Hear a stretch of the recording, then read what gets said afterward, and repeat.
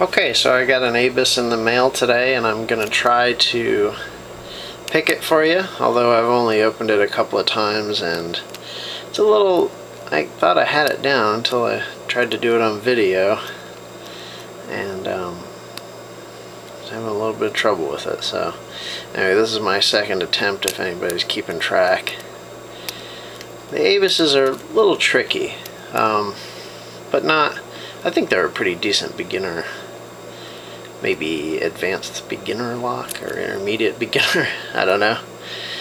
If you want to sort of get working on some spools, this is a nice way to do it because they always have a couple spools, but the tolerances seem to be not so great, so it's not like opening a Sargent or something, which I say Sargent because it's been giving me no end of trouble lately, and to be honest, this is kind of a way for me to take a break from what's been sort of a frustrating experience.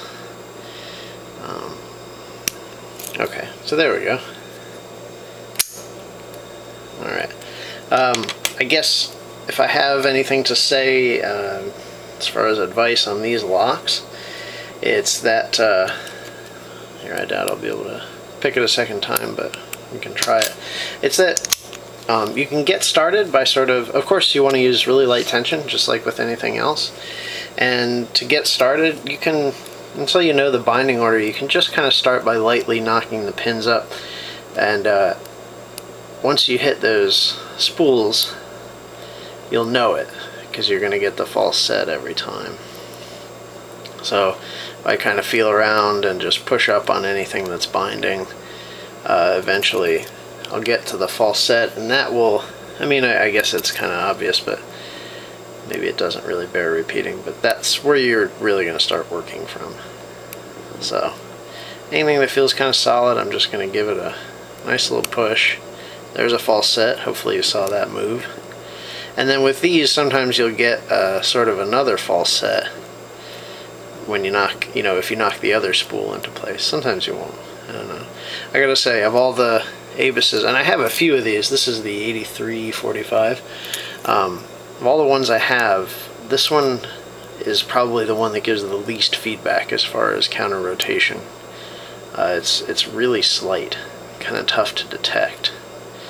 So there are plenty of pins where it doesn't happen, obviously, because they're not all spool pins, but I gotta say, telling the difference is a bit of a challenge. So, and of course, now that I'm talking, there we go, there was a bit of counter rotation, set it. Having a little bit of a tough time with this one though.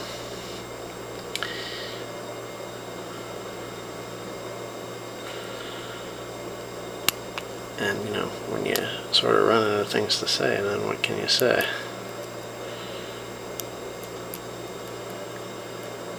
Definitely don't have this one quite down yet.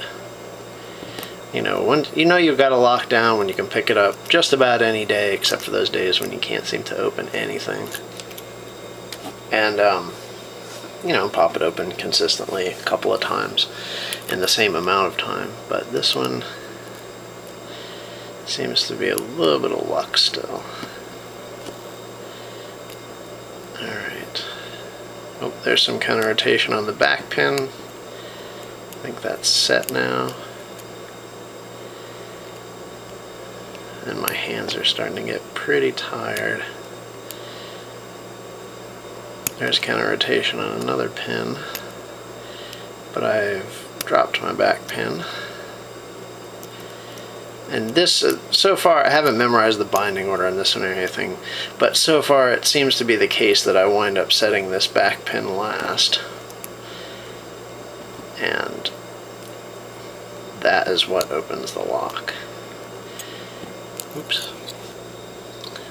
So you know you're in a false set when you can drop that tension wrench by accident and you still don't lose any pins. Alright, let's see. Give this one more try. I don't want the video to become unnecessarily long, especially since I already opened it the first time. There we go. Okay. So you can see it's, you know, You might get lucky the first time. It might take you a little longer the second time. But again, these are fun locks, and I needed a break from the Sargents because they've been making me want to murder somebody lately. So anyway, Avis, if you're curious to know what I used, here's a Peterson pry bar, which I highly recommend, and a Southard slimline slide hook. Okay, thanks for watching the videos. Thanks for you guys who are commenting, especially the couple of guys who seem to comment pretty consistently. I hope the videos help or are entertaining or whatever, and I'll come back with another one soon. Maybe I can get one of these Sargents down, or one of my Yales down to the point where I can actually do it on a video, or do it at all. That'd be nice. All right, anyway, I'll talk to you guys again shortly.